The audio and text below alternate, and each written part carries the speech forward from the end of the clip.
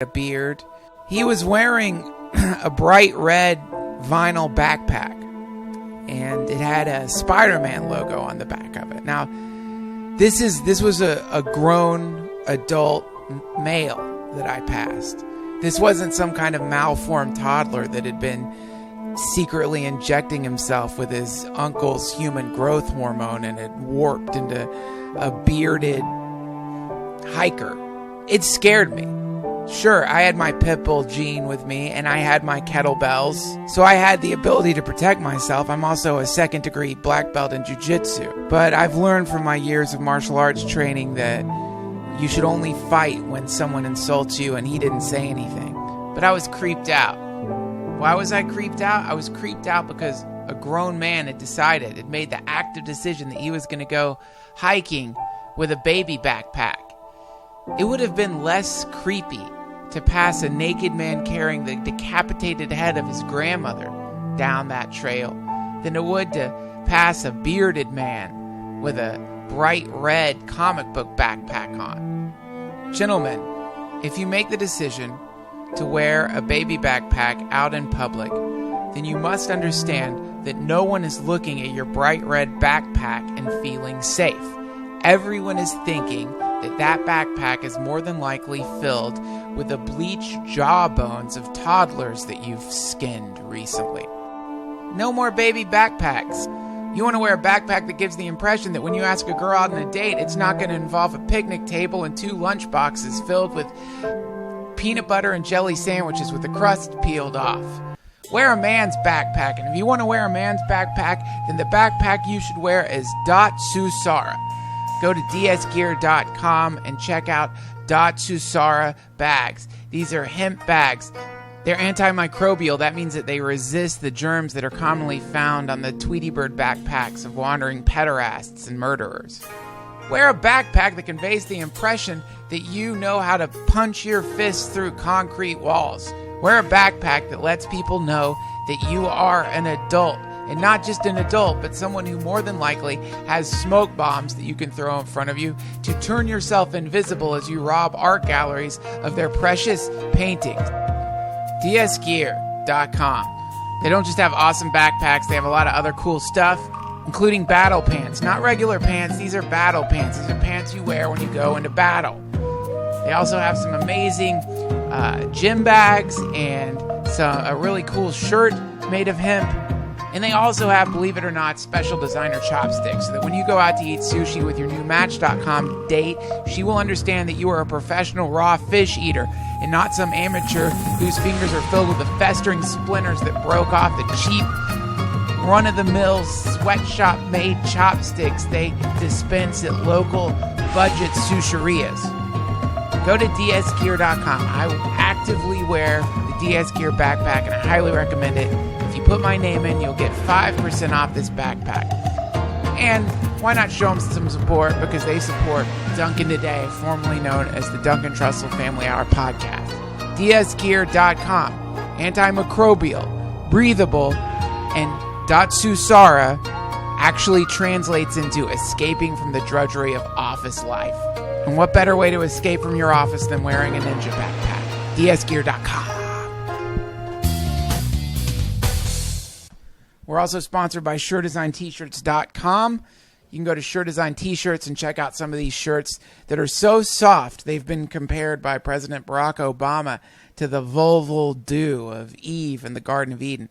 What could be softer than that first dew droplet of sexual secretion that our sweet Eve, the mother of humanity, blasted out of her primordial pussy in the dawn of time? Go to SureDesignT-shirts.com, check out some of these designs, order one of these shirts. If you put my name in, you get 10% off. And a tremendous thank you to all of you who have been donating to the podcast and all of you who have been supporting the podcast by going to the shop. We've got some awesome shirts there. We just are wrapping up our t-shirt contest, and we're about to have some new t-shirt designs in the shop. We've got great shirts there now. So if you have never gone to DuncanTrussell.com, go there and check out the shop. I'm quite proud of these designs and stickers and posters, and I hope that you'll order some of them. Also, a really simple way to support the Duncan Trussell Family Hour podcast, now known as Duncan Today, is to go to duncantrussell.com and go through our Amazon portal. If you are ordering stuff from Amazon.com, which you should do, I've recently realized that I now no longer have to leave my house, which is very exciting for me, because at this very moment, all I'm doing is wearing a diaper with lipstick stickers on my nipples. And I'm going to stay like this for the rest of the day. If I need anything, I just type in whatever I need into the computer and it comes to me. Lubricant, oysters, lettuce, it's all there. So if you're going to order something from Amazon, if you're going to order your textbooks, go to duncantrussell.com first. There's an Amazon portal. If you go through that, we get a small percentage from Amazon. It doesn't cost you anything. And finally, if you're into audiobooks, we are sponsored by Audible. And if you go to audibletrial.com/family hour, you will get a free audiobook. And these things are fantastic. These are one of the best ways to shield out the endless yapping of your mother-in-law. I know you're living with your mother-in-law. You can hear her right now in the room next to you as she lays on that stinky security blanket that she's worn ever since her divorce. You can hear her in there talking to herself, talking to that painting of the Virgin Mary that she hangs on the wall, muttering about the ancient ones who live within the mountains and will one day come back to destroy all humanity.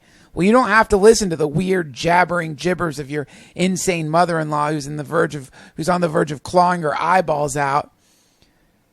You can go to audibletrial.com/family hour and download a free audiobook. And they've got a lot of great audiobooks there, including Timothy Ferriss books, which I'm getting into right now. Even though it seems like before he writes any of his books, he does several rails of high-class crystal meth. You actually learn a lot, and I know people who've had great success losing weight from his books, and they are at Audible. So go to audibletrial.com/family hour. If you sign up for a trial membership, you get a free audio book. And finally, if you want to support the podcast and you don't feel like doing any of the things listed above, just sign up at duncantrussell.com for the forum. Join our forum. It's an amazing community, and we would very much like to see you there. Also, I'm sorry, I forgot to pay for the P.O. box. So if you've mailed stuff to the P.O. box and it's been returned to you, it's because I didn't keep up my payments on the P.O. box. I'm going to drive down there today and reopen the thing. My apologies for that. I hope you're all doing well. Now please enjoy this amazing episode of Duncan Today, the reboot of the Duncan Trussell Family Hour podcast, proudly brought to you by the wonderful people over at Monsanto, a farmer-friendly company that's not afraid to transform the quantum level of the essential nutritional components that we need to survive as a species. Celebrities are fun to talk about. You never know what they may do. Hanging around, out and about. They're famous, friendly, and they do well. There's nothing a comedian loves more than appearing on a panel show about celebrities. It makes them happy and gives them a chance to use their comedy chops to talk about the different things that celebrities do, from good to bad. I decided that I would give my comedian friends a chance to feel proud and get on a show where they could do what they do best, talk about the celebs and celebrity culture. So everyone, please welcome to Monsanto's Duncan Today, formerly known as the Duncan Trussell Family Hour. Welcome to a podcast that's not afraid to say those edgy things about celebrities that you've been thinking, but you just didn't have the guts to say. Today's guests are my friends Nina Tarr and Brendon Walsh. And of course, welcome my little nugget sidekick, Frida, a Romanian midget that we saved from a Romanian brothel where she was being exploited by the mafia. Now enjoy the show. Hey everybody, thank you for tuning into Monsanto's Duncan Today.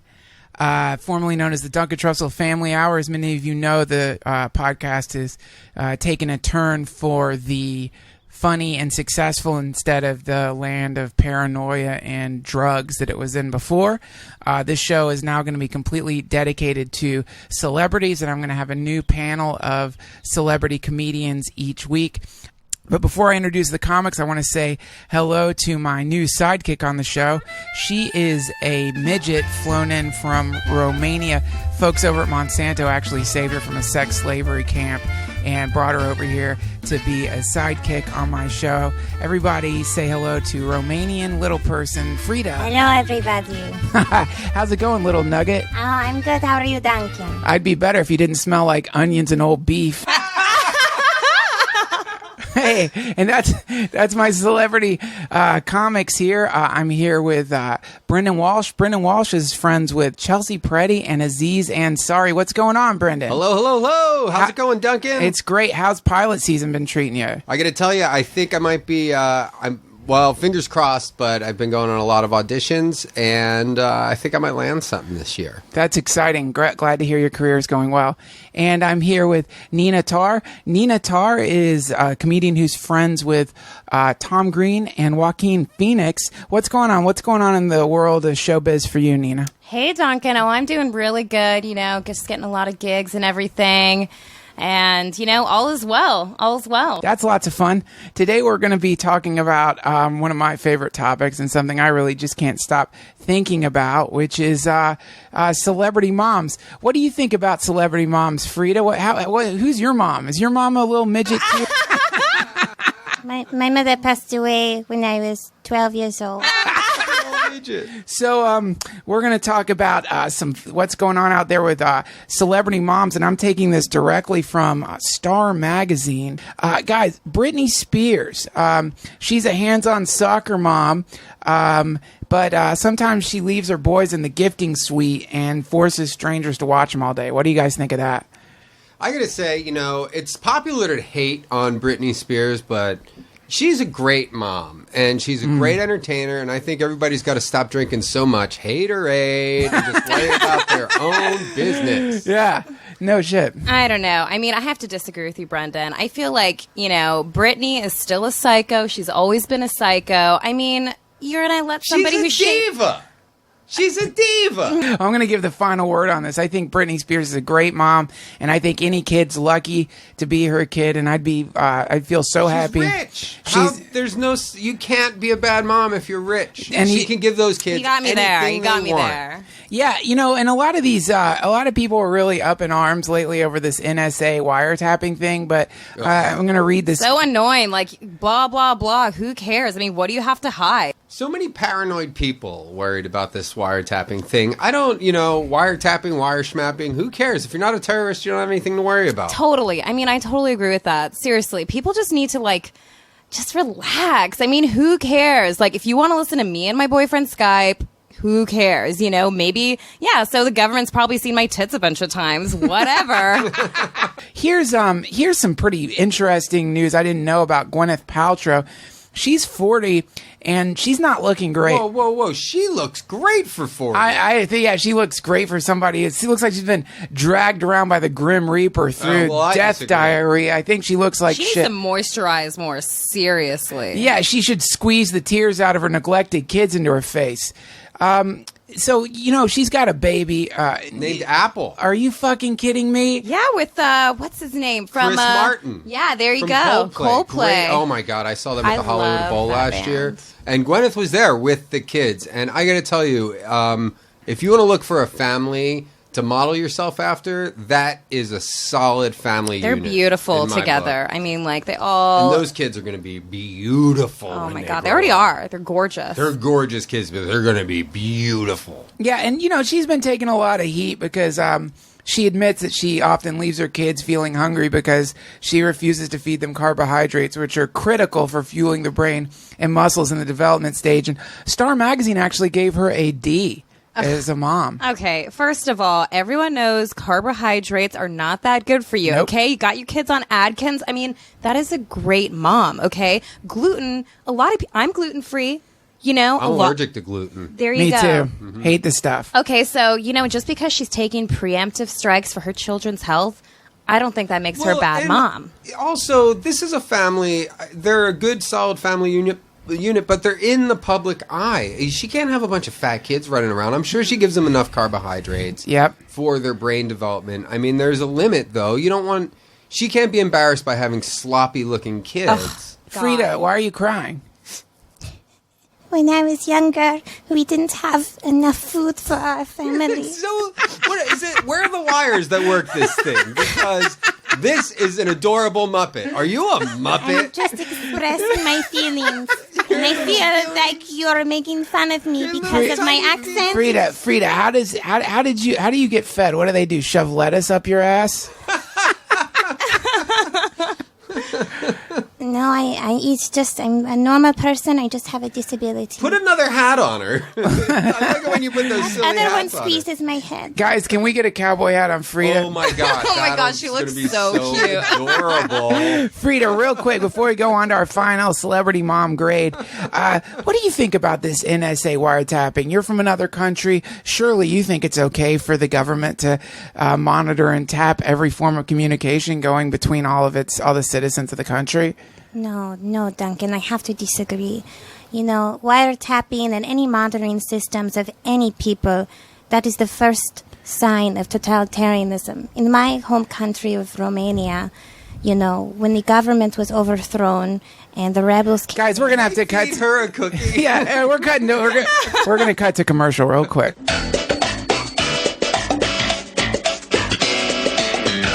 Hi, I'm Janet Napolitano, Secretary of the Department of Homeland Security. Homeland Security begins with hometown security. That's why I'm pleased that Walmart is helping to make our communities more safe and secure.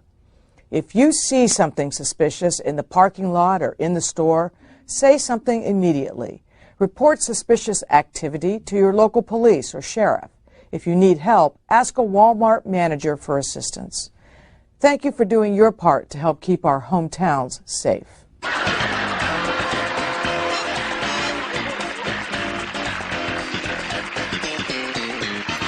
All right, we're back. Frida had to take a little bathroom break. I guess she wasn't feeling that great. Maybe somebody should water her or she'll grow.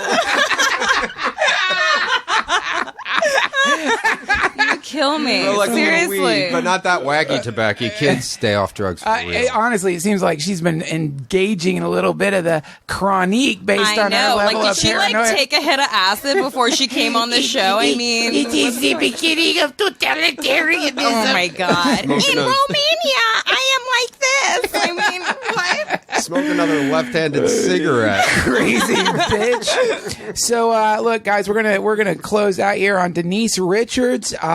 She's got two sweet little kids, Lola and Eloise.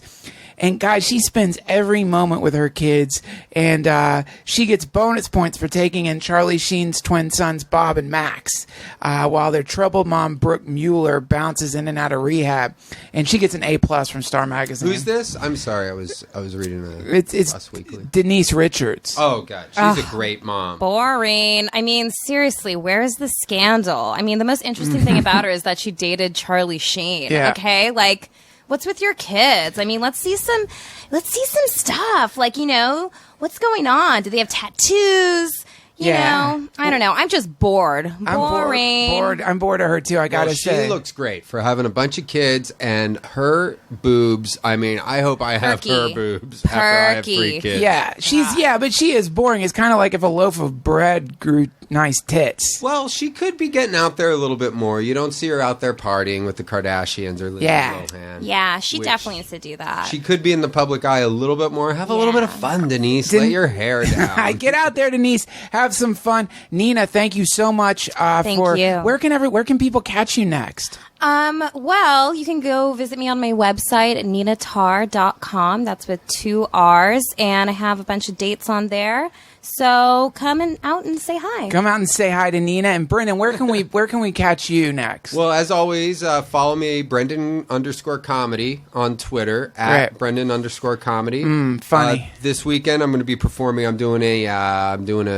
benefit show for the troops. So, you know you got to support the troops. Hell yeah, you do. Support the troops. So come on out. Guys, support the troops. And come on, guys, if you end up, hearing somebody getting a little weird about this wiretapping stuff, you can contact the Department of Homeland Security. Only if you think they're going overboard. Some people are acting a little weird. I'm going to contact the Department of Homeland Security and send them a thank you note for keeping an eye on us and keeping us safe. And Seriously. So, I know. yes, that's going to be, and guys, go to DuncanTrussell.com. I'm going to have the address for the Department of Homeland Security. Send them thank you notes for keeping us safe. Thank you so much for tuning in to Duncan today. And a big thanks to Monsanto for sponsoring this show. Thanks for you guys are great. Support the troops.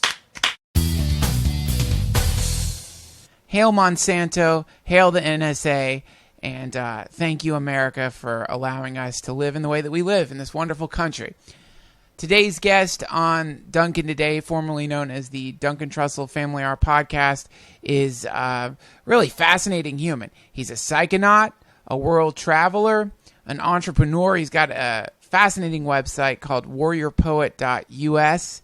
He runs a vitamin company with Joe Rogan that sells these awesome pills that I like a lot called Alpha Brain, which are kind of low-level Adderall. Wonderful things. But aside from all that, he's just a super cool guy who has a great deal of experience with psychedelics, and it was a real pleasure to get to chat with him. So everybody, please open your hearts.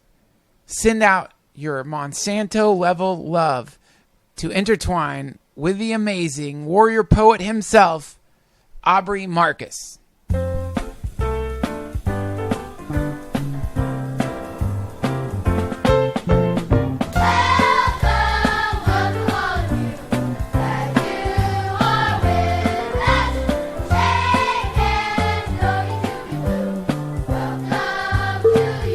It's Monsanto's Duncan Today. You don't have to have done anything wrong. You simply have to eventually fall under suspicion from somebody, even by a wrong call, and then they can use the system to go back in time and scrutinize every decision you've ever made. Greetings, Aubrey. Welcome to the Duncan Trussell Family Hour. Yeah, right on. What's going on, Hello. Duncan? Hello. Good to be here. You've been requested so many times to be on this podcast, so it's great that you're here. I'm really excited to talk with you because I've heard a lot of amazing things. I know you sometimes, right? Like when I'm with Joe, we'll talk for a second, but we've never really gotten to chat at all. So I'm looking. And the universe wants it. The universe The wants universe us to wants talk. it. Yeah. But now I'll tell you what I know about you. All right. And then you can sort of help me fill in the blanks, because what I know about you is that you are this psychedelic entrepreneur person who has created a very successful, what would you call it, a nootropic company, vitamin company, supplement company? Well, we call it total human optimization. We're trying to basically take all fronts from the mind and body and provide the tools to improve them. Fitness, nutritional supplements, and actually functional foods as well. Oh, let me stop you there. Just for all the, there is a contingent of, paranoid people. I don't even know why they listen to this, who right now are like, you fucking shill. This whole thing's a goddamn commercial. I'm not getting, there's no sponsorship here, friends. Nope. This is just, and also I can say in the most honest way, because I'm not sponsored at all. I can say in the most honest way that I do like some of the Onnit products, particularly Alpha Brain, which I chomp on from time to time, and it helps with hangovers and also reminds me of a kind of low-level dose of Adderall. So, Word. That being said, so that's you have. So that's the business side. That's the business side. But what's interesting is that there's also this other side that is you're for lack of a better word, and forgive me for calling you a psychonaut. You're somebody who is an advocate of psychedelics and has gone very deep into that rabbit hole. Yeah, absolutely. And it started pretty early. I finished, wrapped up high school and went off in the desert out between, the Mexican border around there.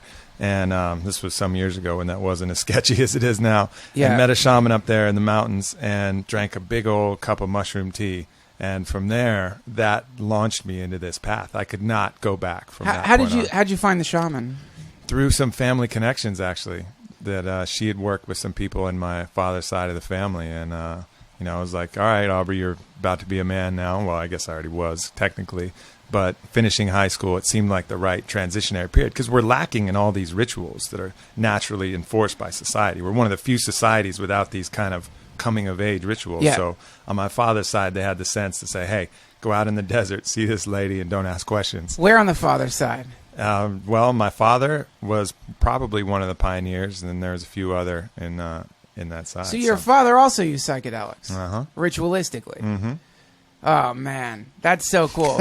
Because so many of our fathers, the ritualistic intoxicant is booze. It's true. And the ceremony is throwing your mom into the wall. Booze and a belt, yeah. That's terrible. Yeah. So that's incredible, man. So Yeah. your father actually, or your family said, okay, it's time. Mm-hmm. It's time for you to go. And Well, that side, the mother side, was open to it, but we're like, what the hell are you doing? so your father, what does your father do? He was actually a commodities trader. Commodities trader. So Mm-hmm. again, you have another you're following in your father's footstep, because this is a very strange, and forgive me for stereotyping I commodity traders, Yep. but you don't often see these two lines cross, as far as That's I know. true. Usually people... pretty unique. Yes, it's very unique. So your father is a commodities trader who is also drinking mushroom tea with shamans in Mexico. Right. Yeah, he got hooked up originally with Stan Groff and started doing the holotropic breathing and some of other of Sure. Stan's work. And then from there, got introduced to a couple really awesome people. And one of them was this shaman who worked out there in that region. We just had Joan Halifax on the podcast, who was married to Stan Groff. I've met Joan. Joan used to come over to our house when I was a little kid. Shit, that's weird. It is wild. Isn't it It's wild. I strange? remember, yeah. Now that's a really curious thing, isn't it? Like, that's a very... Because since I've met Joan, I've talked to other people who have met her, or her, like, no, my friend Daniela Bolelli was talking about how he I used was to just read on her his podcast too. Yeah. books, and it's very fascinating It how is. there really is like what they call the sangha, or like a network of people who are all kind of connected or end up getting connected to this. And you know what was also crazy? I'd pretty much lost touch with that shaman I went out to see the very first time. I saw her a couple other times since then, but pretty close in proximity to that first session. I ran into her in Oakland at the Multidisciplinary Association of Psychedelic Studies conference just Wow. recently. Just ran into her. So yeah, I mean the group kind of stays pretty closely knit. It's curious, and I want to talk about that more. But I want to talk about. Can you just walk me through what that was like to be a kid and to meet a shaman in Mexico? The whole trip, like, how did it start? Like, you flew in, or Flew in, and then she picked me up and had a big shaggy dog in the car and was really sweet, and in a genuine sweet way, not that affected kind of sweet way. Sure. And we just talked about different things, and she didn't really tell me too much about what we were going to do. I think she was kind of feeling it out at that point, whether I was going to be ready. And then we got to this little place where she has like a clay hut out in the mountainous area out there. And, I spent the first night there just kind of getting my head right, eating very clean, limited diet. And then towards dusk of the next day, late in the afternoon, she brewed up a tea, and we did a little ceremony with some sage and set my intent. She had me write my intent of what I would like to experience, which I had no idea. I was like, I want to learn things. Yeah. I didn't really know what that was all about. And then, I was pretty nervous at that point too. I would have been. Yeah. I went out and I remember I wanted something because I didn't know what was going to happen to me. So I found a rock from outside, and it was this really smooth rock. And I was like, all right, if nothing else, I'll remember that this rock is real and I can come back and like hold it. And so I had this thing that I like clutched to me like a blankie or a, teddy bear or something like that. And it was a rock I picked up and drank the tea. And the first feeling, that tingling, sensation that you get from that psilocybin was just overwhelmingly strong. And from that point, it increased and increased, and I felt my bodily functions start to drop down. My breath seemed to evaporate throughout my body. And one of the most significant moments of my life was that first time where I literally felt my consciousness, my spirit, whatever you want to call it, raise up out of my body. I look back down at my body and I go, oh shit, I'm not that thing. Right. And from that point, the whole game changed. Yeah, well, and that is a game changer, and I've heard various versions of that story. What was the shaman doing during this time? She was being very quiet and just kind of sitting in meditation there, just watching. Like holding the space. Holding the space, yeah, exactly. And so you came out of your body. Did you have any experience with entities or... I didn't, and the entities have only started coming in since the ayahuasca. I've never really had well, that's not true. I did have a, so in another instance, that time there was no entities. I just kind of raised up out of my body, and I had a lot of realizations when I was there. I actually, kind of realized what it would be like to die when you die, because I was able to review my life with this perfect clarity. Like all the rationalizations, all the bullshit that I had been telling myself was completely gone, and I was able to see exactly what I'd done well and exactly what I'd done, wrong. Yeah. If I treated a girlfriend wrong, I was like, oh shit, that was a dick move. Yeah. Why did I do that? And if I did something well, I was like, okay, you did your best there. And so I kind of realized that when you die, that's your heaven and hell that you create. That moment where you look back and you can't take your eyes off your actions and your deeds. You're either filled with pride and love for a life well lived, or you're filled with the sheer horror of having to review without any way to kill the pain, without any booze you can take. Look at all the porn I watched. I watched over 7 years of porn. Yeah.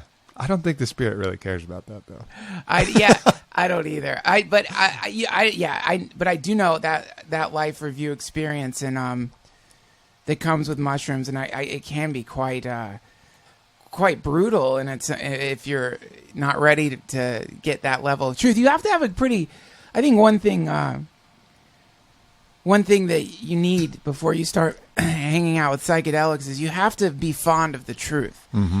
And everyone says they want the truth. Everybody pretends to have a fondness for the truth, but it's not. It's really not a comfortable thing. Yeah, the truth kicks you in the balls more often than not. Yes, quite literally, right. and it's and that's what. So when you hear people who talk about having terrible trips on psychedelics, quite often that's triggered by an encounter with the truth. Sure.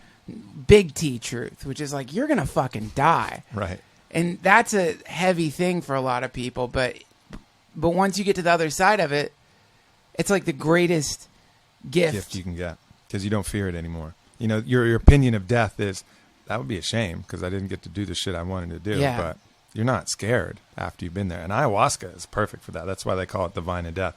It will force you to go face to face with that, with your death.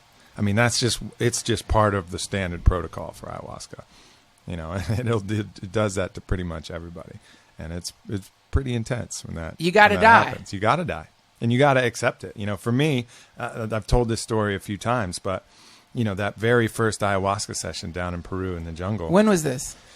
This was a few years ago, 2.5 years ago, and yeah, that maybe only 2 years ago, but that very first session, drank a big cup of brew out in the middle of the Peruvian rainforest, no power out there. There's some generators they run during the day, but old traditional shaman doesn't speak any English and was doing his Icaros, his songs. Yes. And the ayahuasca forced me to face as many horrific deaths as it could. It started going through the usual suspects. I had snakes crawling inside my body, eating my organs. I had spiders coming in through my eyes and exploding in my brain. Fuck. One particularly heinous thing, there was this vine of thorns, and I was holding onto the vine and sliding down it naked, which was even more horrific. Yeah. It was like ripping up my balls and my ass, Yeah. and like just sliding down, tearing up my flesh. And I was kind of okay with that because of the training I'd had and experiences I'd had with the other shaman and a few others. I knew to just witness it, allow it, and like, okay, this is what's happening today. So it didn't fuck me up, and I think the ayahuasca needs to get you fucked up. And for me, my fear is, I've had some people in my family die of lymphoma. Right. And so that was my button, So ayahuasca goes and tells me, okay, now you got lymphoma, by the way. You're going to die. Yeah. And I was like, no way, no fucking way. And I started to resist it. And I started to get a little Yeah. panicked. It's like, nope, you're going to die. You got it already. It's late stage. You're done, son. Yes. And I was like, oh my God, no, it can't be. It can't be. And then finally I said, you know what? Fuck it. If that's the worst that's going to happen, if that's my fate, so be it. And at that very moment, the whole thing shifted. And I felt like one of those people from Avatar where the fibers of Awa came in and just cradled me back to the earth. Yeah. And it was the most peaceful absolution of all of that terror and fear that I've ever had. And at that point, that was my death and rebirth. That, see, what what you just described, that feeling, I think that feeling is so... I think it's, number one, I think it's accessible without psychedelics, but I think people access it all the time, but they close themselves off to it because they're sadists, or rather masochists, and they don't feel okay with that level of happiness. They feel like if they hit that level of happiness, they won't accomplish anything anymore because they have paired their accomplishments with suffering. They think the only way that I can succeed, the only way that I can, that I'll get anything done is if I'm afraid of failure or which is just a fear of death dulled down to like at a societal level, you know? That feeling, man, I had that feeling recently because I got one of my testicles chopped off because of ball cancer. And recently I started jogging. So I've been running like 5 miles every other day. And it's great. But also what happened in the beginning was my one poor little darling ball was like slapping against my leg as I was running, you know, just like it's just dealing with like sudden exercise. So it started got double duty now. Yeah, it's having to produce so much, you know, double jizz. It's like it's having to work really hard. Now it's getting like earthquakes every other day. So my balls started hurting, and I was like I started getting really scared because I'm like, oh motherfuck, my other ball I'm going to have to get my other fucking testicle chopped off. I'm going to be a harem guard. So it was terrifying, man. And so, I went up with Rogan to shoot this thing for Sci-Fi looking for Bigfoot. And Rogan got, Joe's got like, I always forget how strong his fucking weed is, man. I don't know where he gets it or what it is, but I always forget. And you forget, and then you're like, you're just smoking it like normal weed, and you forget. And then suddenly I'm like, oh, Jesus Christ, oh, Jesus Christ, oh, God, oh, God. And I was sitting, we were in some weird little, like, some weird little bar out there, and I'm sitting in front of the fire, and like, I'm not going to tell, I didn't want to, there's no point in telling people if you think you have cancer symptoms. You just have to get them checked out yourself and then tell people. Why scare, why burden other people with your fear. But I'm sitting there with this absolute terror, and it's very similar to your story, because I'm sitting there thinking, well, this is it, man. You're going to be a fucking eunuch, and more than that, it's probably spread. You're probably just going to die. You're going to die of cancer, die of cancer, die of cancer, die of cancer. The brain starts chattering that, and then all of a sudden, I'm like, all right, man, I guess I'm going to fucking die of cancer. Okay, I'm going to die. And then it's so weird. Immediately, this sense of like, this spaciousness, this rush of like, yeah, but still, everything's perfect. That's right. What the fuck? Everything's perfect? How is that possible? Your rational mind can't accept the two things existing exactly parallel to each other. Catastrophe and destruction somehow coinciding completely and perfectly with this innate safety and perfect, tranquil bliss, or as my mother called it, being held. Those two things, man, it's very hard to... It is. And, it's seems like such a simple choice that you made, to say, okay, so be it. And that one acceptance. The other option would have been, okay, I'm at a bar. The weed's getting me a little up and antsy. Maybe I'll drink 7 whiskey shots and then I'll forget about it. And then you kind of bury it for a minute. Yeah. That doesn't fix it. That voice will come back until you finally just say, okay, do your worst, motherfucker. If that's it, I'm still happy. Yeah. And then it's like, okay, cool. That's just what I was trying to tell you in the first place. That's that kind of feeling that you get. Is like, all right, now I'm on the other side. It's pretty fucking cool. And it's a simple choice that you can make to just face it. And I think that's with anything, really. Just face it. If you're in a hole, instead of panicking about being in a hole, just get a shovel, dig through the bottom of the hole and see what's on the other side of that shit. I like that. Yeah. Instead of saying construct a ladder, your advice is to Just fucking keep digging. going How- down. How bad can this feel? You know, my heart's broken. Let's see how much I can eviscerate it, rip it apart, Yeah. and then see what happens. Yeah. At the point that you're staring straight into the heart of your fear, it disappears. You know, it's only when you're trying to look away that it has hold over you, has power over you. This is I call what you're saying insider information because because it's something that if you haven't been inside, you don't.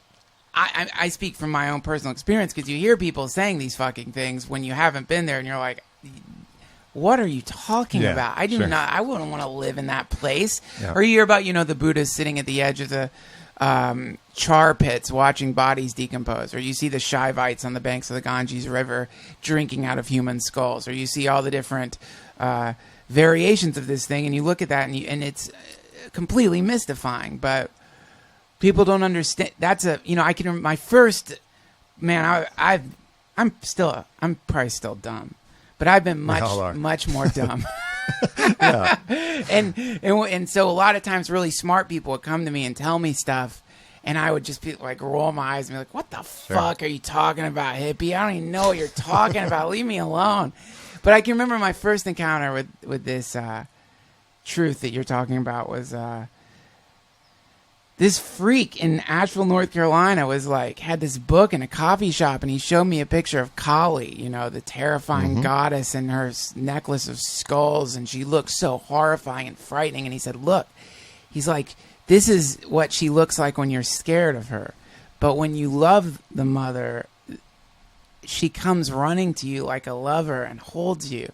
And I can remember just being like, shut the fuck up, weirdo. You fucking Satanist. I didn't even know what Kali was. You're just like, you're a guy. Are you trying to fuck me? That's all Maybe. Those things aren't mutually exclusive, Duncan. He could have been wise and trying to fuck you. This is not either or here, but... Oh, man. So Aubrey, I want to ask you... Do you ever slip back into the fear? Do you ever find yourself back in there? Absolutely. And I have one of those minds that's persistent. It's hard to kill. It resurfaces a lot. And for me, it's not the fear of death. It's a fear of suffering, a fear of sickness in some place. And I have to constantly kind of work through. Now, that ayahuasca session was a huge step and has diminished that entirely. And I can generally find my way back now through that same method. But if I'm not paying attention, it creeps back, pretty regularly. It creeps. What's the method? What do you mean the method? Well, there's, several different methods. I mean, some is just, real, good meditation, and just sitting down, relaxing, processing it, remembering the wisdom and the truth that I've experienced through all of these, times throughout my life. And then I can get back to that place, just kind of being quiet and doing my own little rituals. I burn some good smelling things. Do you mind telling us the exact ritual, what you do? Yeah, so I have a little altar and it has, Buddha on it, some pictures of my ancestors and some artifacts that I've collected from different places, New Mexico, Peru, Costa Rica, some of the African artifacts from the Iboga ceremony, and all things that are kind of sacred to me. And I just sit there peacefully. I light the Palo Santo usually, which is kind of my favorite incense. And Palo Santo. Yeah, have you ever smelled that? No. Oh shit, I got some actually for you. Oh, thank you very much. Yeah. You want to light it up? Let's torch it right now. Let's do this. Now this is what this is does not look like incense to me. This looks like it's an actual piece of a very sweet smelling wood from a tree that grows native in the Amazon. And so this is cool. like the Amazonian sage right here. This is what wow. it is. Holy I brought this for you. shit. Thank you, Aubrey. Wow. Cool, man. Oh, wow. The smell is... Well, I'm such a goddamn placebo effect person that I'm going to say it's giving me a deja vu, but that's... I'm definitely going to take ayahuasca. Yeah, for sure. Well, one of the cool things about this for me is when I first smelled it, the times were actually in the rainforest. So it has that kind of... It brings me back to those times when I was at my probably spiritual peak, just kind of lit up from all the ayahuasca and the cleansing. So it kind of draws me back to that period. It's a very clean smell. It's like, I like it much more than I like sage. I'm not a big sage fan, but this is like Yeah, this is a very psychedelic, amazing, unique smell. I've never smelled it before. Thank you very much. You're welcome, man. So you burn this. You burn this, and then I have a couple different methods that I use. One of my favorite methods is I try and, when you close your eyes, sometimes you'll get little pictures, kind of ephemeral pictures going through your head. Yes. And to quiet my thoughts and my rational mind, I'll actually start following those pictures into whatever they'll become. What do you think those are? Is that your third eye? It could be. It's kind of in that boundary between waking and dreaming. I start to notice those. And a few times where I've caught myself kind of in that threshold, I start to see those. So it's something that goes on behind the surface in the mind. I don't really have a good theory. Does it feel like there's a movement to these images? Absolutely. As though you're going in the direction of something? Absolutely. That's what I've noticed with those, is it feels like you're suddenly on some trip, or you're there is a forward motion to these things. I wonder what that is. I don't know, but that's kind of what I follow, and I will follow that and focus on my breath. And the key is to kind of quiet the mind, and I'll tend to drop into a state eventually where I can actually start thinking about issues. But the first challenge is to get my brain to kind of quiet down, and that's one of my better techniques, is to follow the images, think about the breath. Otherwise my monkey brain is just going to keep chattering constantly, so I have to break that down a little bit before I can get into the right mode. So you're sitting. Mm-hmm. Do you sit in the lotus position or anything? Man, I'm not that flexible. I wish I was. So yeah, painful. Indian style for a little while, and then I'll have like a cushion that I'll sit on to kind of help the hips a little bit for the Indian style. And then I'll just lie down too. I'm not afraid to just go straight on my back. I don't fall asleep easy, so it's not really a high risk position for me just to pass out. Right. So it usually goes that. So like Indian style, and then into kind of a shavasana position. Do you practice yoga a lot? Not as much as I should, but that's another thing that I really love to do when I actually do it. But it's hard to find the time, not only just to do the yoga, but to go to the studio. And it's hard for me to do a full yoga session on my own. I probably need to break that barrier. Yes. And be able to lead myself through one. Oh man, I've got to do it around. There has to be people around me to do it. I mean, I do sun salutations, but that's about it. Yeah. So this meditation. So so you follow these third eye weird images. And then you get into the part of your mind that's chattering, and then do you have do you go into mindfulness? Is that what you would call this type of meditation? I would say so. Yeah, I think that's a fair way to put it. It's really my own kind of method. I haven't really learned. I've learned about different things and different things, the chants you can say and all that, and none of that's ever really worked too well for me. And this is the method that I find most appealing, probably because it's similar to what I do when I do psychedelics, which is kind of the way for me. I have a thick skull. I sometimes need the sledgehammer of the mushrooms to actually get it to, hey, stop. Yes. Stop being crazy. I think that is a part, that it is a sledgehammer effect. And my last mushroom trip, man, my last real mushroom trip, like I'm a big fan of micro doses of mushrooms, where you take very small amounts and it creates this kind of euphoric state. Sure. But my last big, shouldn't have listened to Terrence McKenna before I did this, like take heroic doses. Like I took a huge dose, and the sense I got was like, it was just they were entities. I was swarmed by, for lack of a better word, elves, and which I always see when I'm on mushrooms or whatever those things. You know what I mean? Those when you say elves, anyone who, it's not like. How big were they? How big are they when you see? My friend, they vary. I see, I see these. When I say it's like primordial, archetypical, animistic, humanoid beings that have a wild quality to them and seem either mildly amused or even irritated by the sudden link in consciousness of someone being able to see them. This was like my experience was. There are two parts to it. The first part was, eating these mushrooms, being in a hotel room because we were at the spa, and then putting my hands on the bed and seeing my fingers like extend out, flow out into the bed, and just I'm like, oh no, this is not. This is like within 30 minutes. This is the beginning of the trip, and my hands are already melting. Like I am fucked because I didn't want to. I don't know what I wasn't thinking clearly about. I did it wrong. But anyway, walking towards a lawn chair to go and lay down, and then this like resonant, that still small voice that isn't quite your voice. I hear this voice saying, "We are the eternal guardians of the universe, and we have deep work to do on you now." And like that, and that too is like, no fucking guardians of the universe, He-Man bullshit. I wanted to float in the spa, maybe like see some bright colors.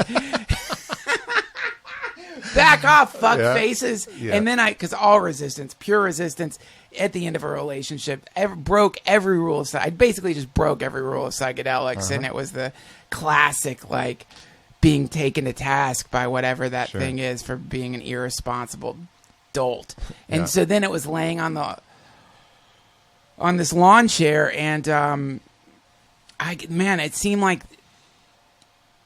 imagine if I guess it's the way cats probably see human kids, where it's like the human kids, when they get around a cat, they don't want to hurt the cat. They're not thinking like, I want to hurt this cat, but they're like still gonna push it around and grab its paws and pull its ears and poke it and throw it around a little bit. But they're not malicious. It was that same sense of these like youthful, super advanced things identified that I was aware of them, and then started like swimming through my body. It was like there was swimming through me, and then that's when I started praying, because I was like, oh God, please God help me, please God help me, please God help me, please God help me.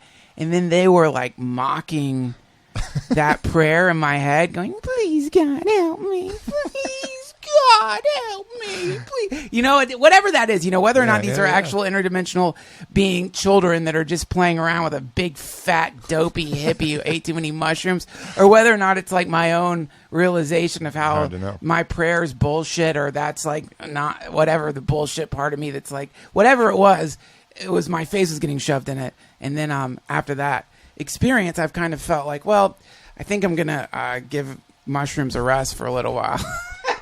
That's a wild story. I've felt a lot of these beings, but they've never been as mischievous as a lot of the people say. I get them in the DMT experiences when I experience them the most, and they all tend to be like 1,000. They tend to be very micro usually, and it's like 1,000 little doctors just tweaking things, like like tweaking my organs, tweaking my head. And then sometimes bigger beings will come, like a giant foo dog one time, like attached itself to my chest. Oh, what? Like, those Chinese foo dogs you see out of like Chinese food restaurants? Yes. Yes. This big one comes up and bites me on the chest. It's like, and then starts like glowing with light and like getting hotter and brighter and brighter. I'm like, whoa, like weird things. Or a hummingbird will come in and like pierce my throat and start like drinking nectar out of my throat and then like pushing something back in. I've had hover ships like pull smoke out of me, and then this other really metallic one came in and beamed this light underneath my tongue. I've had weird stuff like that, but nothing like as mischievous as a lot of people talk about. Probably because you're cool. I don't know about that. No, it's just you probably because you have your energy is very balanced, and and you have the focused energy of somebody who's been doing work on themselves for a while. Right. So I think when you've been doing that, the psychedelic experience, you don't get like that initial, because it's the initial attacks that lead you in the direction of being like, shit, man, I gotta fucking I gotta start working on myself. Like my mind is insane. And so now there's a few things I want to talk about that earlier you mentioned that you had taken Ibogaine. Mm-hmm. Can you tell me a little bit? Were you addicted? Did you take it to get out? Were you addicted to something? So I went to this clinic out in Costa Rica, and they do two different ceremonies. There was a 10th generation Bwiti shaman who's gone down there to do some work. I can't recommend that same clinic anymore because there's some things going on with that, but I can speak about the medicine itself. So there's two programs. One is the heroin addiction recovery program. Right. And the other they called the psycho-spiritual program, which is basically just take it and go on a journey. And that's the one I signed up for. And that's a fucking trip. That's completely different than anything else. So you read about it and you know it's going to be a 16 to 24 hour trip itself, which you can't really fathom when you're thinking about it. Like, yeah, right. I'm sure it's just like the glow of it. But the first thing you do, he has you write down a bunch of questions. It's like, write down all these questions and you'll get to them. I was like, all right, whatever. So I wrote down like 10 questions. He's like, more questions. So I'm like, okay, I have more questions. Fine. And then you take it and takes a while to kick in. So it was about 2 hours. I thought nothing was happening, but I was getting kind of antsy. And then all of a sudden I could feel my heartbeat starting going doof, doof, doof, like a very stimulant effect. And Ibogaine itself is a very stimulatory drug, and which is one of the reasons why you have such a long trip. And then it kind of snapped in, and I literally felt like I had a blinking cursor that I could point to any direction in my life, in the universe, ask any question I wanted, and the voice of my own higher self would come and tell me the answer. Just straight up, no bullshit. I mean, with ayahuasca, it's like there's all this information out there from source, and you're pulling this information. It's crashing against your perception and creating these amazing pictures, and they're kind of like riddles. You're trying to figure them out, and maybe you figure some of them out. Some of them are just complete nonsense. You can't translate it, but it's like information that has no translation. With the iboga, it's literally just telling you, hey, dummy, like, stop doing that, stupid. Right. And it just broke me down immediately right from the start. It's like, okay, you have 3 parts. One part is mind boy. That's the thing you take so much pride in about your mind. It's like a juvenile little child, and you need to shut it up and get it out of the way. And then there's your true self, and that's what you need to bring to bear. And, your third eye, that kind of consciousness, awareness, your true eternal self. And that's who needs to be driving the ship. And then your third part, we're going to call him Mud Body. And Mud Body likes to fuck, he likes to fight, he likes to do these different things. And this is what makes you up. And it just started breaking down my whole psychology and telling me, like, this is where you're screwed up in so many different ways. It went through so many different things, but, some parts there was one really kind of funny part. So I'm sitting there and it's horribly uncomfortable too. You're completely like unbearably nauseous, like more nauseous than you've ever been. When you open your eyes, it's like you're looking through one of those old TV screens that's not getting reception well. There's like lines of static. Your body's hot and it feels like you're in a high voltage shed. You can hear this palpable buzz the whole time. So eventually I knew I had to piss. It was like 5-6 hours in. It's like I had to piss. So I get up and I go to the bathroom. And I go to the bathroom, I go to take a piss, and I see that my dick had shrunk to the smallest possible size of any human being could ever have. It was like as hard as a rock. It had like the density of Pluto because it was all like sucked in. It was like dick jerky, It was like no fluid in it at all. And I was like, oh my God, what is happening to me? But it was like such a strong stimulant that it takes everything out of your body. So I was looking at it and I started to panic because I'm on, this crazy psychedelic. Yeah. I'm like, oh my God, I got to fix this. I started to rub it, like try to get it back to life. It wouldn't come back to life. I was like, okay, look, I can do this. I can think about pussy and it'll get some blood flow going there. Oh no. It's the worst thing you could possibly do on iboga is think about pussy, because I started to understand the pussy. Like I understood why each fold was there and how that little anteater droppy thing comes in and collects as the scientists call it. Yeah. And sucks the sperm up. And I was like, oh no, this is terrible. But everything you think about, you have like an amazing, impeccable understanding of, from your own life to things you don't want to hear. I actually was with my fiance at the time and I thought we were going to get married. And Iboga was like, yeah, you're not going to get married to her. She's not the one for you. And I was like, what? What the fuck are you talking about? Like, you're wrong. This is bullshit. Like, that's wrong. And I argued with the Iboga higher self for like a couple hours. And you have time to just argue with the higher powers that be. And what do you think those higher powers are, Aubrey? This one, in this particular case, I don't know. All these entities and things, the jury's still out for me. I really feel like we need like the LeBron James of tripping to go and like trip and talk to one of these entities and find some crucial information that can prove it one way or another. Right. But that hasn't happened, so I don't know if that's us or them. But this clearly was, and felt like my higher self. Like I was communicating with whatever part of me existed in the non-material world. When you earlier were talking about the ayahuasca visions, and you said you use the term source. What do you mean by that? That's my vocabulary for God, really. That's what I'm most comfortable saying. So for me, all right, I asked the Iboga about what's the nature of the universe and God. And Iboga showed me something that I think has been my analogy. Usually he was just talking to me, just chatting like, hey, this is this. When I asked about God, it kind of shut up. Like it said, all right, I can't describe this to you in words. I'm going to have to show you.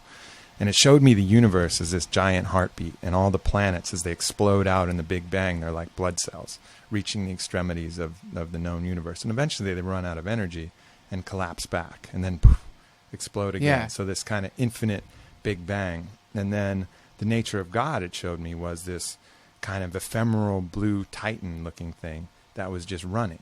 And it was running to keep the heart pumping. And that was its only purpose, was to say yes, to say like, I'll keep running so that this heartbeat keeps going and new worlds keep exploding.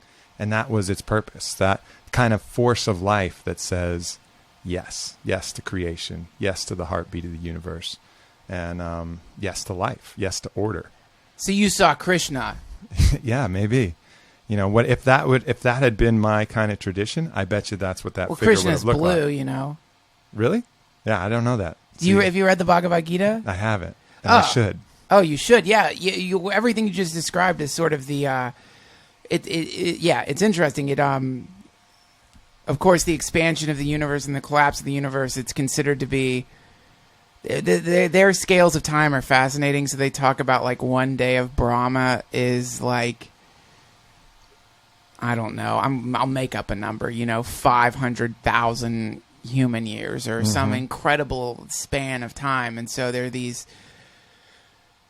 Infinite cycles that happen, and the cycles are made up of periods of time called yugas. So right now we're in what's called Kali Yuga, which is the final cycle of this particular expansion of the breath of Brahman. And then at the end of the age of Kali Yuga, all the energy gets sucked back in, and so it's definitely compared to a thing that's breathing in and out and in and out. And then also Krishna. Talks about I wish I could remember the exact verse, but it's very similar to your trip, which is just that the necessity of action and how Krishna says, I'm everything, and if I stop acting, then all the universe will fall apart. I can read. I'll show you I'll show you the exact verse, but yeah, that's the and for whatever reason, that entity is blue.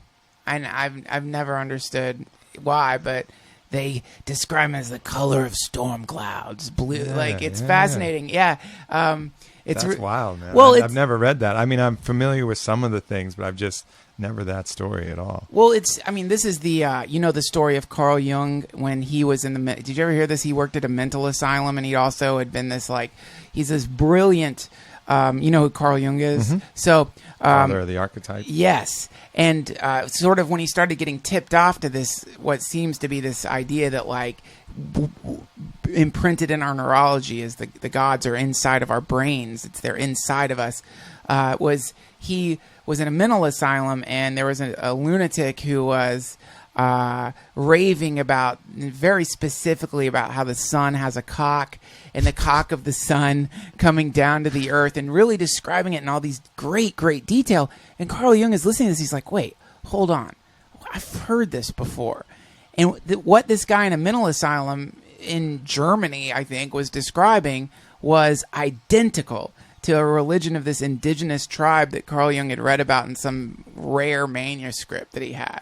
So then suddenly he's like, okay, what the fuck is this, man? Too coincidental. Too coincidental. So how is this man who never had any contact in no one's had contact with this religion suddenly raving about this thing? And so, yeah, that was the beginning of this notion of there must be imprinted within our very neurology these symbols systems, which I believe that we project out into the swirl of phenomena. So was he saying that it was more like DNA based, or was it the collective unconsciousness that was an existence outside of, the human material being itself? I don't know.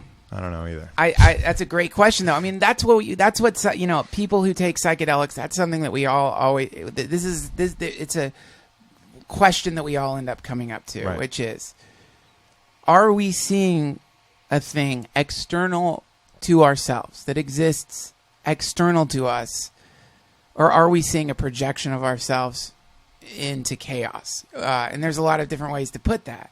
The answer is both. And this is forgive me for saying the answer is like I've. What an asshole! I like the boldness, though. I believe it. I was like, yeah, that was awesome. Accidental boldness. That was great. You should say more things. The answer is. Anytime you're saying that, you especially raise the finger. Raise the finger right up your ass. So there's a term, and I always I don't pronounce it correctly. You can look it up. There's an actual Wikipedia page dedicated to it.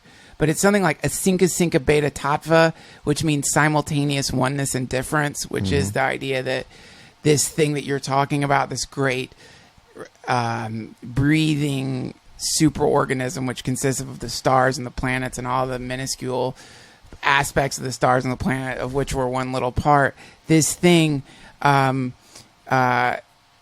simultaneously exists as one unified field of consciousness, undifferentiated, and also as a thing broken to smithereens, schizophrenic and amnesiac. Yeah.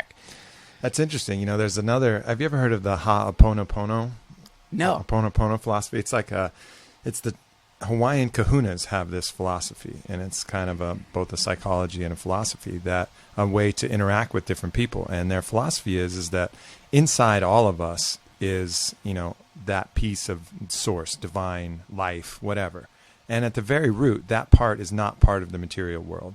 And as it's not part of the material world, it doesn't have defining characteristics. It is just source. It is just God. It is just life, whatever your vocabulary permits.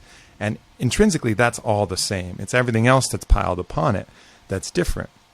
So the theory that they have is that if you want to change anything in anybody else, all you have to do is look inside to this mutual peace that you share with that person and meditate and focus on fixing and forgiving that part in yourself, and it will affect other people. And as the story goes, this one pretty famous kahuna, the story's written in this book called Zero Limits, which is really interesting and a little bit kooky at the same time. But the story goes that he went to his mental institute in Hawaii and practiced the Ha'aponopono philosophy and completely cleared out the mental hospital. Wow. Is the word. It's just he ended up healing all these different people. And it's pretty cool kind of philosophy for both not only clearing patterns in your own life, but actually working on different relationships. And you say, these 4 things. You say, thank you, I'm sorry, I love you, forgive me. Oh, that's what you say to clear this energy. You say it to yourself. Say it to yourself. Always to yourself. You say it to that part of yourself. That is the MDMA trip there, isn't it? It is. That's it, man. Because when you take MDMA, that is that's if you take it in the right way, not at the UFC. Well, who would do that? Who would ever do something like that? Me, but that's a recreational use of the drug.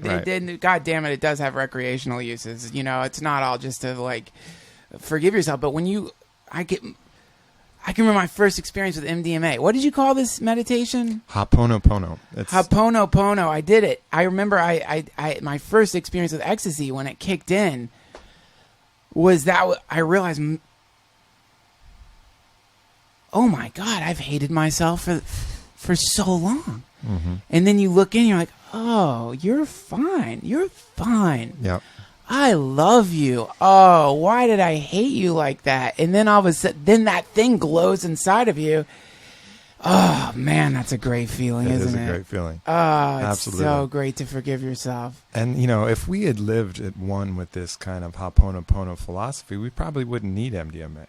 We've kind of stayed on the course. The problem is all of our train tracks have been way the fuck off course. Yeah. So we need these heavy earth movers, as I like to call them sometimes, like MDMA, to really get back to a place where we can actually go there and have a meditation like that where you can look in yourself, truly forgive, and find that inner self-love.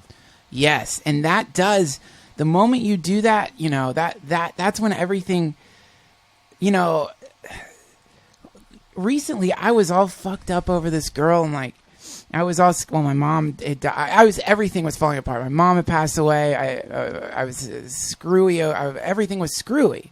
And beyond, that's a really shitty word to use for it. Things are screwy. My mom died. What's going on? It's a tough fucking stretch. Yeah, it was, but it was chaos, and it was just like a friend of mine put it really well. It's just like, it really, you know, when a parent passes away, it really shakes up your snow globe, and that's a great way to put it. So anyway, but really what was happening was I was going into a victim place. You know, I was going into a victim place. I was going into, and I couldn't help it. But when I went to this meditation retreat with Ram Dass, it was like this experience, you know, of like getting back to this sense of like, because in that situation, instead of it being MDMA forgiving you and showing you love, it's just all these people have been working on themselves for years and years and years in a non-phony way, just loving you and loving you and loving you. And then that does this exact same thing where all of a sudden it's like, oh, I remember now. Yeah, if all these strangers love me, I should love myself too. Yeah, you know? and it starts you know, it shows you that light again. And then right after that, everything worked out with the girl, and everything worked out. Everything went back to a place of productivity, and it's not like I'm ever going to get over. You never get over your parent passing away, but everything became equalized and stabilized from this finding that love inside of you, which seems to be the most important practice, I guess. Absolutely. You know, I think. There's also, you know, I've been getting into kind of the Toltec philosophy as well from Don Miguel Ruiz. I got to spend some time with him as well, and that's, you know, really his main push is this, to have ruthless self-love for yourself, to not permit anything else. And so when you get in these cycles, he actually tells a story of one woman who was, as he said, you know, kind of addicted to that suffering victim complex. And he told her, he said, all right, here's what you're going to do. Whenever that happens, whenever you start feeling sorry for yourself and start getting this suffering, he said, go in the mirror and look in the mirror and say, I am a parasite that is addicted to suffering. and he's just ruthless with it. And so she was like, no, I don't want to do that. He's like, yeah, go in the mirror and say that. Until eventually she became aware that part of her is kind of a parasite that's feeding and addicted to suffering itself. Wow, man. Yeah. That's great. It was cool. I am a parasite that's addicted to suffering. I just want to suffer, and I just want to hate myself, right. And I just want to shit all over my precious life for as long as I can until I die miserable and alone, because that's what I like. That's it. I know that guy.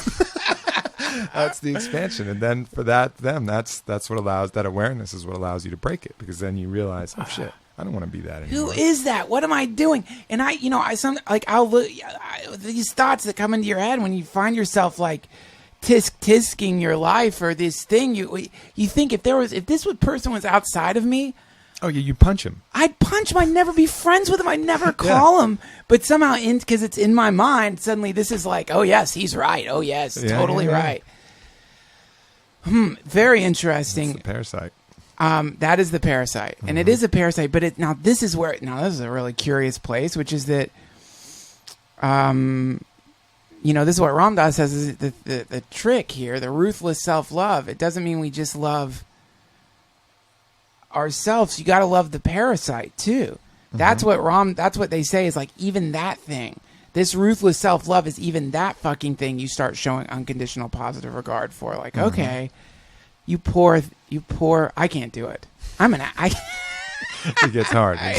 Let's get these advanced teachings and get a little more challenging. Yes, they do. And here's two things that you've talked about, which when you hear them, it sounds so easy. One, surrender to death, and two, love yourself unconditionally and ruthlessly. And I suppose if you were to pull these two things off, you got a big smile on your face. You're going to get cops are going to start stopping you to search you. Yeah, for sure. Yes, for sure. But these two things, this is, I'm sorry, you guys, I've said this before, but I've never told Aubrey. When I got to meet Ram Dass, the thing he said to me, and it was very simple, but he said, he pointed to his forehead and he said, you have to move from here and then to his heart to here. And I said, well, that's so difficult.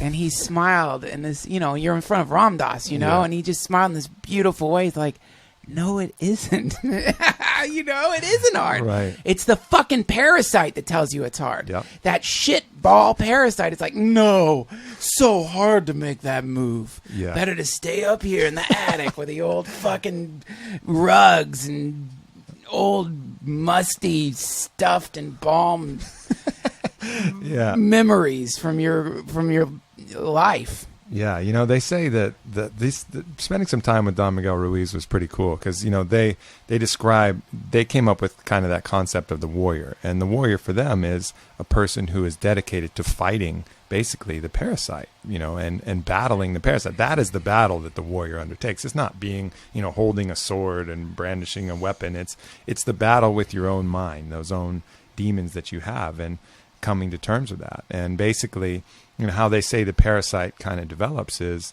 that, they call the dream of the world, they call it the mitote. It's what society thinks, it's what you're supposed to do, it's all of these expectations that you have for yourself and society has for you that no one can possibly live up to.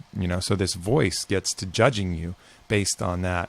What's the term for that again? The mitote, the dream of the world. Yeah. So because you're never going to fit into that, this voice starts to say, "Oh, you're not good enough. You're not good enough to be this," and you start judging yourself, and it just kind of develops. And then from there, the first step is awareness, and then from awareness, you got to eradicate it by, as you said, probably the most powerful way to do it is that Ho'oponopono philosophy of just loving it. Say, hey, I recognize you. You are a parasite, but I love you too because you're part of me. And at the point that you can do that, then you've really taken the power from it. Then you've just robbed it of all of its venom. Yes. And it turns from a vicious cobra to a little worm. To Gollum. Yeah, exactly.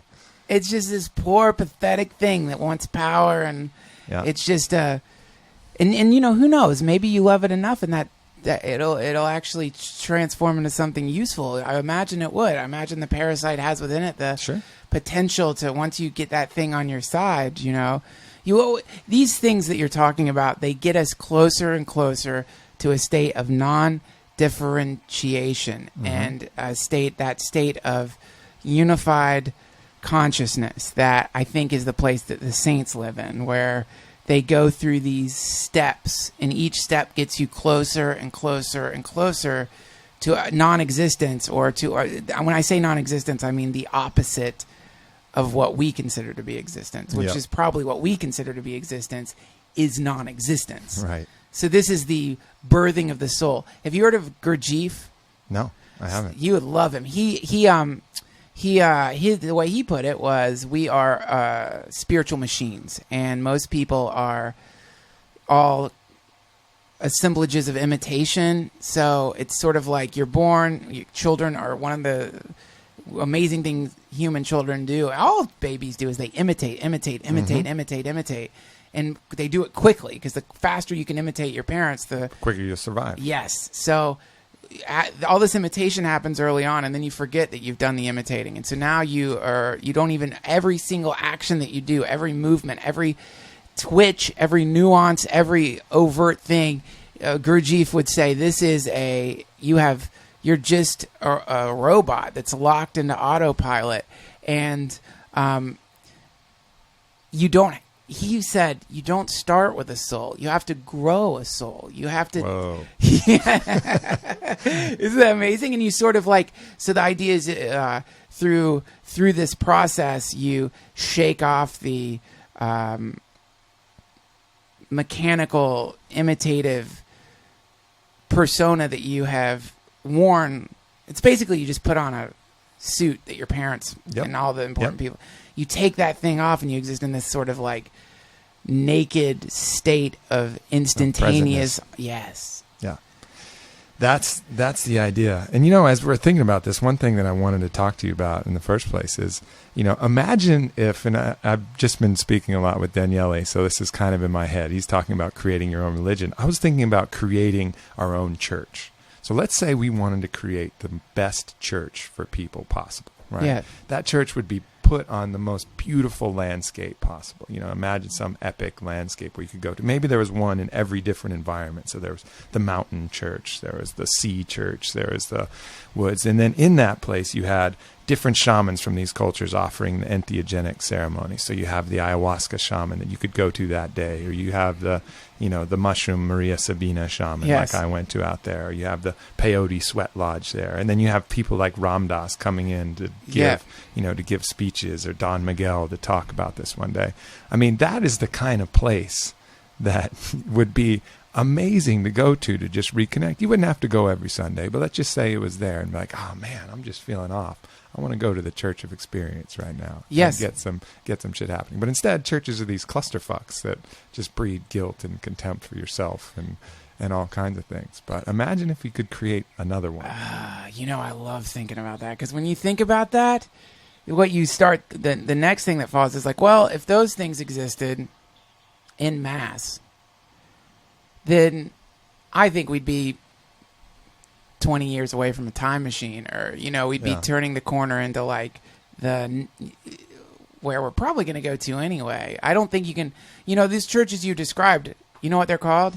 Church. I don't know what these assholes are doing now, but what you just described, if you go and look at there's a great book called Marijuana. I can't remember. It's the history of the religious use of marijuana, and it talks about how in early Christian ceremonies, in Judaic ceremonies, they would burn hash, and you'd just be breathing in this intoxicant as you were chanting, and there was this incredible connectivity that happened. But what's happening now is the emergence of a new religion is forming. I agree, absolutely. And, all of these different methods, we've been talking a lot about psychedelics, but as you said, you don't need to do that. I mean, meditation will get you there. Flotation tanks can get you there. There's all kinds of ways that you can get to these experiences. Just some particularly thick-headed monkeys like me and maybe you. And me. Yeah. And I like it. Yeah, need to get whacked over the head with something a little stronger. I enjoy getting whacked over the head in a lot of different ways. But this thing that you're talking about, I think that there's a momentum in the direction of, even the word religion, I think, is these sons of bitches, they've taken all these symbols and they've shit all over them. They've hijacked them. So it's almost like you need all new symbols, because whenever you say religion to anyone these days, they think of their parents making them wear an uncomfortable shirt and dragging them to listen to somebody say things they didn't understand in Latin, but ultimately many bad associations with religion. Well, but that's the the parasite took over religion, and but what you're talking about is in the same way that the planet wants to grow forests. I think the planet wants to grow this thing, and a natural expansion of the thing after all of us exchange enough bits of information, and hopefully the information gets out to more motivated people than us. That's what I always think. If I just keep yapping about this, someone will actually act. Yeah, but and I think you see it in small ways. Like Alex Gray is creating his Chapel of Sacred Mirrors. Yes, or something like that. Yeah. You see these kinds of things emerging. But the problem is, as with all true religions, the powers that be will throw you in the dungeon if you... Our old draconian system will come and lock you away for your own fucking good. Exactly, man. And this is not a new thing. This has been the story of religion from any time a great new religion forms, like early Christianity, when you had these lunatics in practicing... What did you call it? Ha'ponopono? Ha'ponopono, practicing this ha'ponopono, which is this, you know what, I'm not afraid of, I don't care if you kill me. Go ahead and kill me. Throw me into the goddamn lions. I'm going to love you no matter what. Right. And I'm going to forgive myself, and I'm going to be connected with the universe, and I'm going to be a representation of what humans can be. I think that's why Christ always would refer to himself as, I'm the Son of Man, the Son of Man, the Son of Man. Manson! No. but look what happened to them. Crucifixions, executions, and the only time that people stopped killing the sons of bitches is when they started killing other people, and then it flipped around, and then they became the thing that they were being persecuted by, and now they hate the gays, and they fucking, who knows, they like war, and they like drones, and not all the, there's so much, that's not fair to package them all. Right. But the thing about the Bible, it's just this bundle of contradictions. So pretty much whatever the fuck you want to do, you can get biblical justification. Absolutely. For it, and it's like it almost feels like they intentionally did it that way. Like, let's write this so if you want to be good, you can be good. If you want to be a real dick, you can follow these other passages and have justification for any kind of violence. Whereas a philosophy like Ho'oponopono, there's only one real interpretation of how that's going to work. Well, I think that there's and the way this information springs up, it has a varied ways it springs up, and the way that they say there's different forms of yoga, because there's the acknowledgement that there's different types of people. Mm-hmm. So some people like the initiatory process of being taken from suddenly realizing that the tapestry that they've been walking on their whole lives is in fact a very detailed map that can lead them into a super advanced state of hyper consciousness that I think can come from practicing real Christianity, especially, as I said before, taking LSD and reading the New Testament will definitely help you understand a little bit more of what's going on. You know, especially because if you look at the stories that Jesus said, the parables, if you were an alien species and you wanted to communicate big bits of information to a bunch of different planets, what would you do? You would look at their reproductive cycles and their food source, and so many of the parables are about grain, seeds, and marriage, which are all primary components to the life of our species. So it's like it is as though an advanced intelligence picked out shit that would last throughout as long as there's life. Because the moment that we stop fucking, or the moment that food goes away, then there's no point in telling stories anymore anyway, because we're all dead. Game over. But so I think what you're saying, I'm sorry to go on a little tangent, I think what you're saying about this idea of there being churches, I think it's very good to get that idea out there. And even church is the wrong goddamn word for it. It's whatever you want to call it, but it's a place where people can get together, get in the presence of humans who've really been working on themselves for a long, long time, get some of that spark, mix it in with psychedelics. If you don't want psychedelics, here's Vipassana meditation, or here's all we're doing is here's what I learned. Yeah. I've run into these people. I've had these experiences. And find your own way. Have different rooms. Here's the flotation tank room. Here's the yoga room. Here's the Vipassana room. Here's the psychedelic ceremony room. And just bring all this information together and just allow people to say, hey, this is what I want to dial in for my life. This is what's going to help my spiritual growth at this point. I mean, that is the ideal. That I think ultimately as a species, if we had that,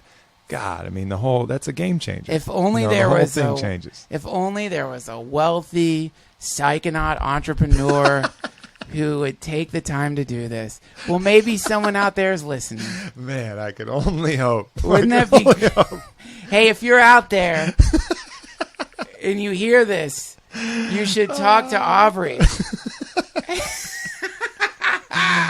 Well played, Duncan. Well played. Thank you, sir. Yeah. Thank you so much. This has been a delight. This has been awesome. Thank you very much. We'll have to do it again. Oh, absolutely. Definitely. Yeah. Anytime.